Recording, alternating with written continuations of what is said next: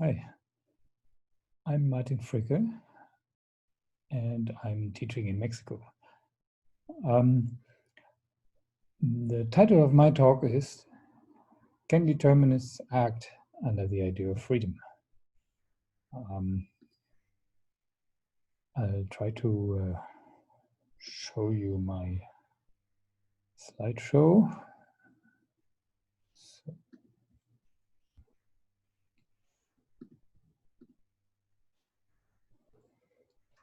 There we go. Okay, can determinists act under the idea of freedom? I always found this claim of Kant's that we cannot act otherwise than under the idea of freedom very interesting and also quite persuasive. The idea being that if I think that what I'm going to do is already determined, then why should I embark on deliberation? So given that I do deliberate, I really have to assume that that I'm free, because otherwise, what's the point of deliberating? That would be the idea. Now Kant says that we cannot act otherwise than under the idea of freedom. The problem is with that, that what about determinists? At least that's the problem that, let's say, occurred to me. Determinists, they don't seem to have this idea of freedom, because simply they believe in determinism. So no idea of freedom, but still they act, and they're rational, at least as rational as other people are, it seems. So how can that be? Either it seems there's something wrong with this description of acting determinists, or there's something wrong with Kant's claim. God forbid. So I think Kant has three ways of responding to this problem. The first is he could deny that there are real determinists. There only seem to be determinists, but they aren't quite real. I mean, they don't really believe in determinism, and so that's why they do act under the idea of freedom.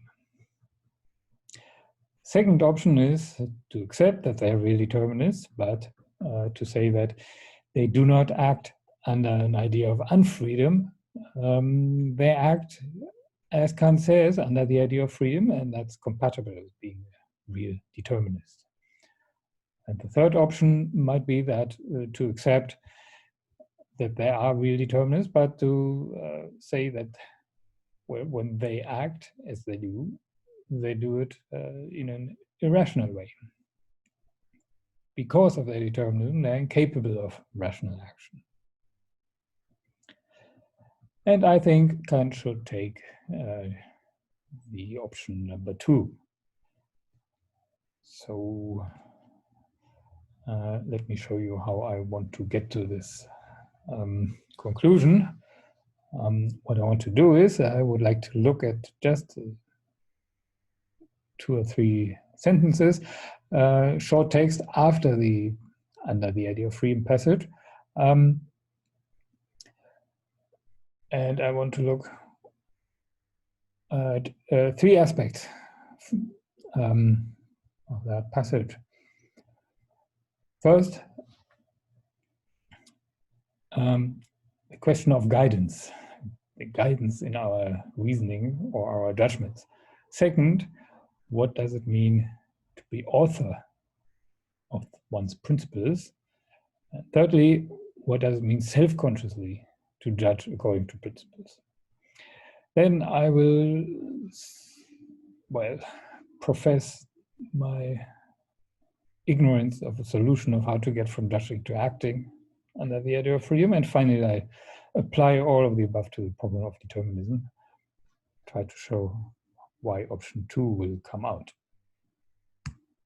So this is the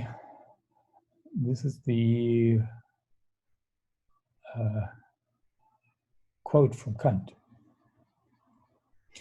Now, one cannot possibly think of a reason that would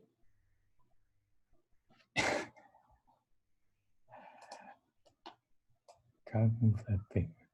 Now, one cannot possibly think of a reason that would self-consciously receive guidance from any other quarter with regard to its judgments, since the subject would not then attribute the determination of judgment to his reason, but to an impulse. Reason must view herself as the authoress of her principles, independently of alien influences, and must consequently, as practical reason or as the will of rational being, by herself be viewed as free.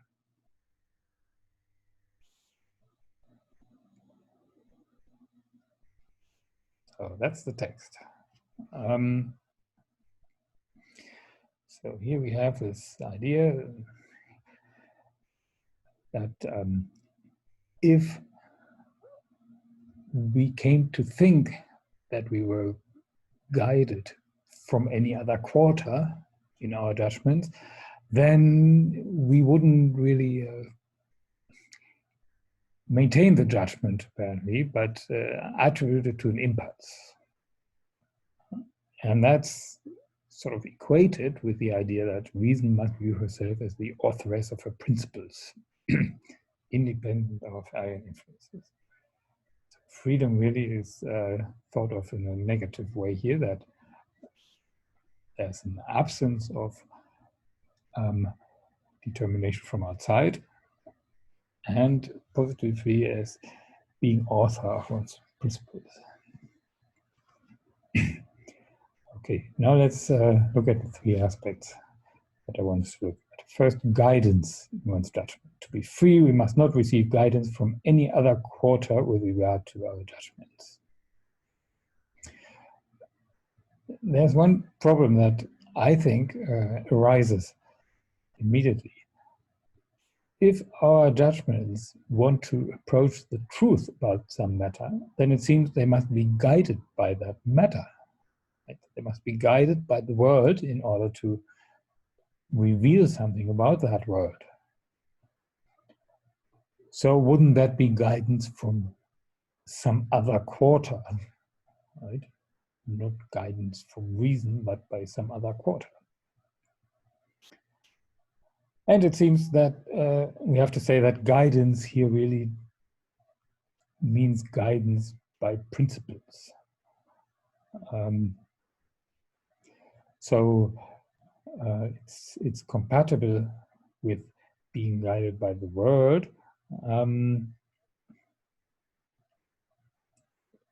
because even when you're guided by the world, you still follow perhaps principles of reason. Principles that Kant says reason is the author of. Of course, that leads us to the next question. What does it mean to be author of principles? We have now the claim that we cannot judge guided by principles that our reason is not the author of. Now let's look at this silly principle, really. Judge that the moon is made of cheese, no matter what evidence you have for the material that it is made of. I'm the author of this principle. I've made it up. So can this principle guide my judgments, given that I'm the author? Well, probably have to say that it can't, because I don't think that's a good principle. I don't think that it's a valid principle. And in that sense, we might say that reason is not authoress of this principle.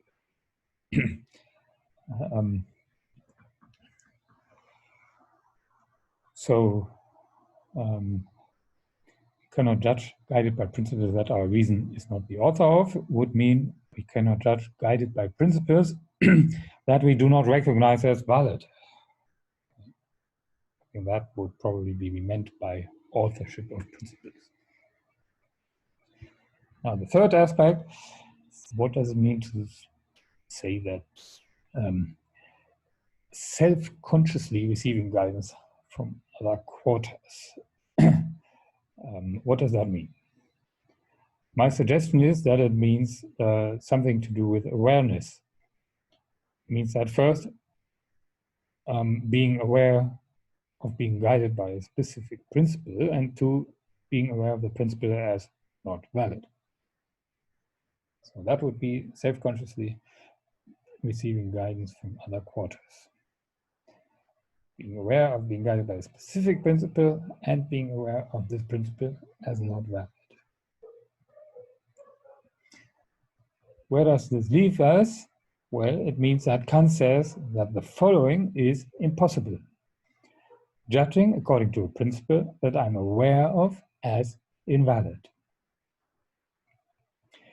And the reason he gives is something like this, that as soon as I become aware of having judged according to an invalid principle, I attribute the determination of the judgment to an impulse. That's to say, I attribute it not to how things are. And so I really think I really should abandon the principle. Sorry, not the principle. I should abandon the judgment. Of course, the principle also. But if I become aware of that my judgment is just due to an impulse, and not due to how things are, then I should abandon, should not maintain the judgment.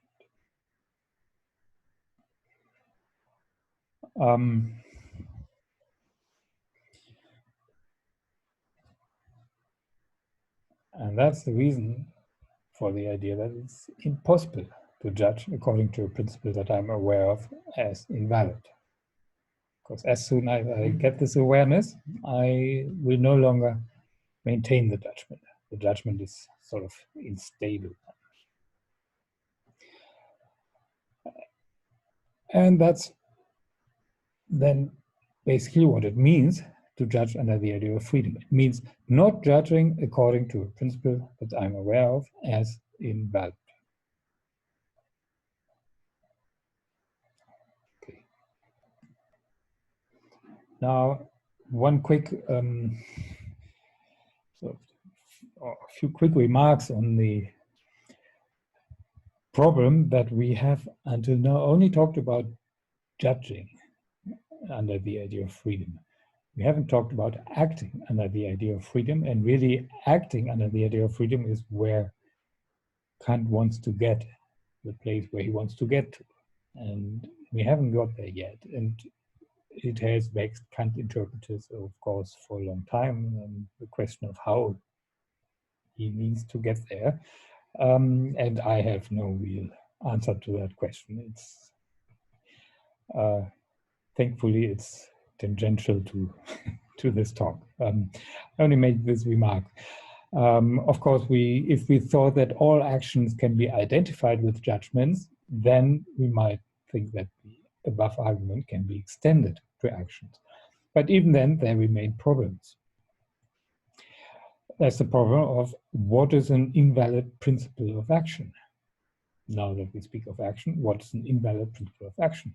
Of course, we haven't yet talked about what validity and invalidity mean altogether. And in the case of action, an invalid principle of action, it's even less clear what that might mean. What comes to mind, first of all, of course, is that the principle can pass the test of categorical imperative, universalizability. But then, of course, the argument that Kant proposes for the idea that we cannot but act under the idea of freedom becomes less persuasive, because becoming aware of the invalidity of a principle of action doesn't seem necessary to lead to my abandoning the action. This is what might be called the problem of free evil action. Okay, that's all I'm going to say about that. But finally, I should apply all of the above to the problem of determinism.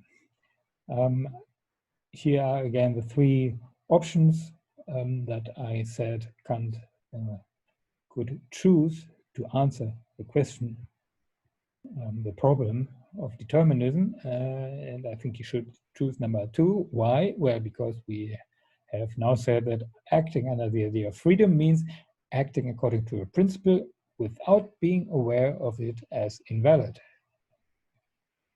And that, of course, is, I think, compatible with being a determinist, because being a determinist does not necessarily mean being aware of being guided in one's action by an invalid principle. It normally just means having a general theory about one's actions, no specific theory about a specific action. And having this general theory about one's action, I think, is compatible with acting according to a principle without being aware of it as valid. That's to say, with acting under the idea of freedom. Of course, that was precisely the option number two that I thought Kant should take. So that's all I wanted to say. I appreciate very much your comments, questions, etc. To my video. Thank you very much.